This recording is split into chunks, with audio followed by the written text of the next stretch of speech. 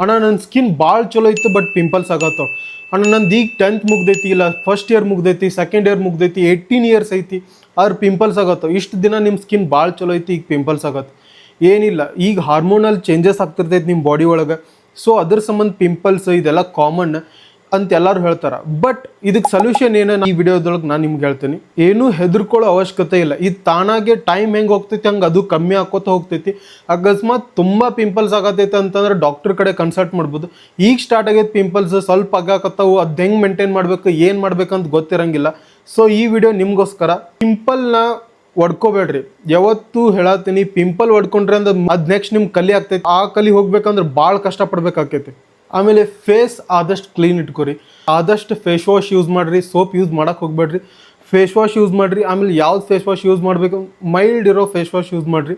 And junk food, ನಂಗೆ ಗೊತ್ತೈತಿ ನಿಮ್ಮ ಏಜ್ ಒಳಗೆ ಹೊರಗಿನ ತಿನ್ನಕ್ಕೆ ಭಾಳ ಕ್ರೇವಿಂಗ್ಸ್ ಆಗ್ತೈತೆ ಅಂತಂದು. ಬಟ್ ಅದು ಆ ಟೈಮ್ ಒಳಗೆ ತಿನ್ನಕ್ಕೆ ಹೋಗ್ಬೇಡ್ರಿ. ಸ್ವಲ್ಪ ಕಂಟ್ರೋಲ್ ಮಾಡ್ಕೊರಿ, ತಿನ್ನಿರಿ, ಬಟ್ ಜಾಸ್ತಿ ತಿನ್ನಕ್ಕೆ ಹೋಗ್ಬೇಡ್ರಿ. ಆ ಫುಡ್ಡಿಂದ ನಿಮ್ಗೆ ಡೈರೆಕ್ಟ್ ಸ್ಕಿನ್ ಮೇಲೆ ಎಫೆಕ್ಟ್ ಆಕೈತಿ. ಆ್ಯಂಡ್ ವಾಟರ್ ಇಂಟೇಕ್, ನೀರು ಜಾಸ್ತಿ ಕುಡೀರಿ. 2 ರಿಂದ 3 ಲೀಟರ್ ನೀರು ಕುಡೀರಿ. ಮಸ್ತ್ ನೀರು ಕುಡೀರಿ. ಅವಾಗ ನಿಮ್ಮ ಬಾಡಿ ಒಳಗಿರೋ ಟಾಕ್ಸಿನ್ಸ್ ಎಲ್ಲ ಹೊರಗೆ ಹೋಗ್ತೈತಿ. ನಿಮ್ಮ ಸ್ಕಿನ್ ಆಟೋಮೆಟಿಕ್ ಹೆಲ್ದಿ ಆಗಕ್ಕೆ ಸ್ಟಾರ್ಟ್ ಆಗ್ತೈತಿ. ಆಮೇಲೆ ನೀವೇನು ಪ್ರಾಡಕ್ಟ್ಸ್ ಯೂಸ್ ಮಾಡ್ತೀರಿ, ಫೇಸ್ ವಾಶ್, ಮಾಯ್ಶ್ಚರೈಸರ್, ಸಿಕ್ಕಿದ್ದು ತರಿಸಿ ಸಿಕ್ಕಿದ್ದು ಯೂಸ್ ಮಾಡೋಕೆ ಹೋಗ್ಬೇಡ್ರಿ.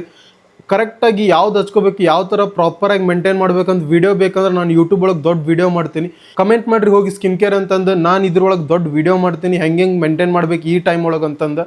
ಆಮೇಲೆ ಈಗ ನಿಮ್ಮ ಕರೆಕ್ಟ್ ಟೈಮ್ ನಿಮ್ಮ ಸ್ಕಿನ್ ಮೇಂಟೈನ್ ಮಾಡೋಕೆ ಈ ಫೌಂಡೇಶನ್ ಕರೆಕ್ಟ್ ಇತ್ತು, ನಿಮ್ಮ ಲೈಫ್ ಲಾಂಗ್ ನಿಮ್ಮ ಸ್ಕಿನ್ ಚಲೋ ಇರ್ತೈತಿ. ಬಟ್ ಈಗ ನೆಗ್ಲೆಕ್ಟ್ ಮಾಡೋಕೆ ಹೋಗ್ಬೇಡ್ರಿ, ಮುಂದೆ ಭಾಳ ರಿಗ್ರೆಟ್ ಮಾಡ್ತೀರಿ.